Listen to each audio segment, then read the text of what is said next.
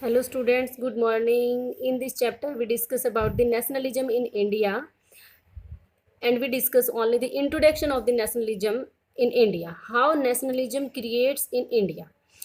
The definition of nationalism we have already discussed in the chapter nationalism in Europe. What do we mean by nationalism?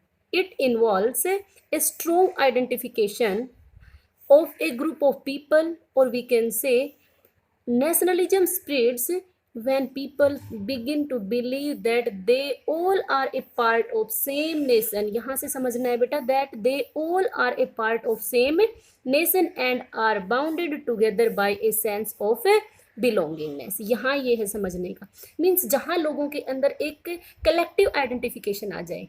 ठीक है, लोग अपने individual interest को छोड़कर देश के इंटरेस्ट के बारे में सोचना स्टार्ट कर दे, तो वहाँ उस चीज़ को बोलते हैं nationalism.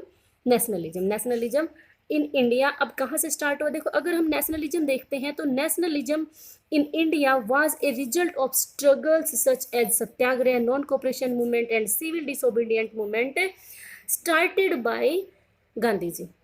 Nationalism, or we can say the feelings of nationalism creates by Gandhi ji. India में अगर नेशनलिज्म की फीलिंग्स देखते हैं तो वो गांधी जी का रोल उसके अंदर बहुत इंपॉर्टेंट है.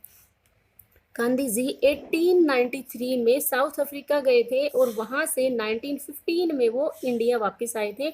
उसके बाद जैसे आया तो इंडिया में उस टाइम ब्रिटिश रूल था. ब्रिटिश रूल होने की वजह से इंडियंस को बहुत ज़्यादा दबाया जा रहा था, उनको किसी भी तरह का कोई भी राइट्स नहीं दिया जा रहा था.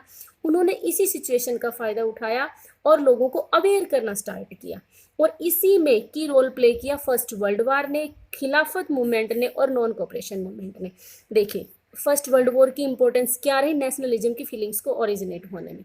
ठीक है, यहाँ पर बेटा first world war you know very well was started between 1914 to 1918, and first world war में यूरोप मेन था और उसमें Britain was an active participant. Britain बहुत एक्टिव था और उस टाइम इंडिया था वो ब्रिटेन के अंडर था या ब्रिटेन की कॉलोनी था. और उसमें अगर वॉर हुआ, हालांकि ब्रिटेन की जीत हुई थी उस टाइम, बट फिर भी वॉर के बाद में तो बहुत ज़्यादा एक्सपेंडिचर होता है, बहुत ज़्यादा मतलब खर्चा होता है, जिसकी वजह से भाई हर एक गवर्नमेंट में इकोनॉमिक क्राइसिस क्रिएट हो जाते हैं. तो उसी क्राइसिस को कम करने के लिए ब्रिटेन गवर्नमेंट ने इंडिया में क्या क्या क्रिएट किया, क्या कुछ नए टैक्स इंट्रोड्यूस करवाए, किस तरह की कंडीशंस क्रिएट की जिसकी वजह से लोग और भी ज़्यादा ब्रिटिश गवर्नमेंट के अगेंस्ट में हो गए. क्या देखो यहाँ पर, इसी के लिए to increase defence expenditure the taxes and custom duties was increased in India. यहाँ पर अपने डिफेंस एक्सपेंडिचर को जैसे बढ़ गया था तो उसके लिए उनको टैक्सेज और कस्टम ड्यूटीज़ को इंडिया में इंक्रीज करना पड़ा. As well as income tax was introduced in India. Bharat में इनकम टैक्स नाम का एक नया शब्द भी उसी टाइम ब्रिटिशर्स या ब्रिटिश गवर्नमेंट के द्वारा इंडिया में स्टार्ट किया गया था. ठीक है, the prices nearly double during the 1913 से 1918 तक हर एक चीज़ का प्राइसेस डबल हो गया था. मीन्स महंगाई बहुत ज़्यादा बढ़ गई थी. लोगों को सेना में ज़बरदस्ती भर्ती किया जा रहा था, न्यू जनरेशन को, और उसके बाद में इससे लोग बहुत ज़्यादा ब्रिटिश गवर्नमेंट के अगेंस्ट में थे. और इसी सिचुएशन को और भी ज़्यादा इंक्रीज़ किया कि 1918 से 1921 से 2020 to 21 इंडिया में क्रॉप फेलियर्स हो गया, जिसकी वजह से फेमाइन कंडीशंस क्रिएट हो गई, इन्फ्लुएंजा एपिडेमिक क्रिएट हो गई. और इसी फेमाइन में इंडिया में 10 से 12 मिलियन पीपल्स की डेथ हो गई. एक तो पहले से इंडिया की कंडीशन अच्छी नहीं थी, ऊपर से यहाँ पर मींस ये वॉर की वजह से बहुत सारे टैक्स बढ़ गए और इसी कंडीशन में एक फेमाइन क्रिएट हो गया. यहाँ पर फेमाइन कंडीशन क्रिएट हुई.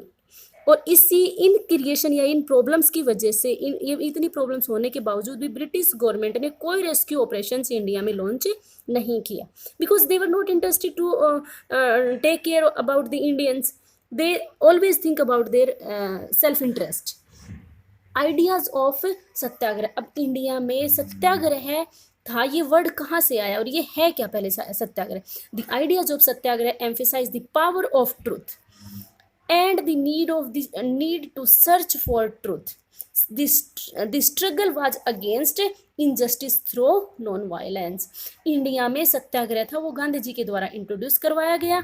और ये जो सत्याग्रह है ये क्या था, पावर ऑफ ट्रूथ। यहाँ ट्रूथ की पावर को पहचानना था और अपने किसी भी इनजस्टिस, अन्याय के विरुद्ध में नॉन वायलेंस तरीके से स्ट्रगल करना था, अपनी बातों को मनवाना था ब्रिटिश गवर्नमेंट के द्वारा। ओके, अब इसी चीज का एक्सपेरिमेंट इंडिया में गांधी जी ने किया, और गांधी जी इंडिया में 1915 में, मैंने आपको बताया कि गांधी जी इंडिया में आए थे, और उसके बाद में उन्होंने 3 सत्याग्रह किए लगातार, 1916, 1917 और 1918।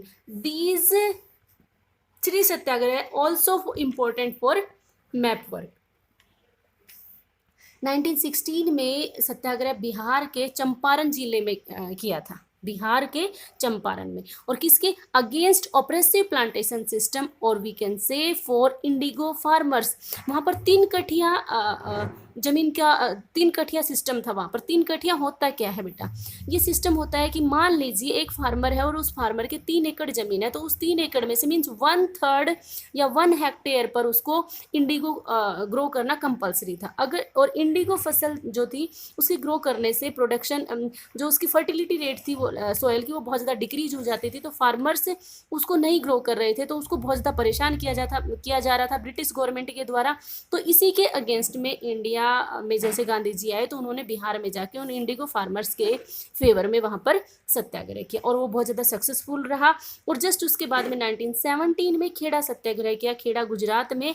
और ये कहाँ पर, ड्यू टू क्रॉप फेलियर, बहुत बार पूछा जाता है, एज इट इज पूछा जाता है मैप में। तो क्रॉप फेलियर एपिडेमिक हो गया, जिसकी वजह से वो टैक्स पे नहीं कर पाए थे, तो इसके लिए वो गांधी जी 1917 में खेड़ा में जाके वहाँ पर भी उन्होंने ब्रिटिश गवर्नमेंट के अगेंस्ट में सत्याग्रह किया।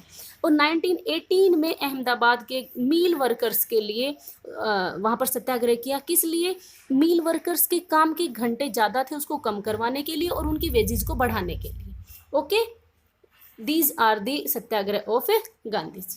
Thanks, have a nice day.